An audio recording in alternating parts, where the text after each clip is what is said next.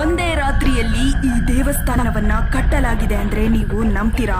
ಕಕನ್ಮಾಟ್ ಎಂದು ಕರೆಯಲ್ಪಡುವ ಈ ಶಿವನ ದೇವಸ್ಥಾನ ಮಧ್ಯಪ್ರದೇಶದಲ್ಲಿದೆ.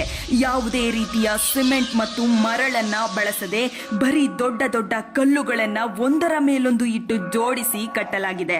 ವಿಚಿತ್ರ ಸಂಗತಿ ಎಂದರೆ ಈ ದೇವಸ್ಥಾನವನ್ನ ದೆವ್ವಗಳು ಒಂದೇ ರಾತ್ರಿಯ ಸಮಯದಲ್ಲಿ ನಿರ್ಮಾಣ ಮಾಡಿದ್ದು ಎಂದು ಮುಂಜಾನೆಯ ಹೊತ್ತಿನಲ್ಲಿ ಮನುಷ್ಯನ ಶಬ್ದ ಕೇಳಿ ಅರ್ಧದಲ್ಲೇ ಬಿಟ್ಟು ಹೋದವು ಎಂಬ ನಂಬಿಕೆ.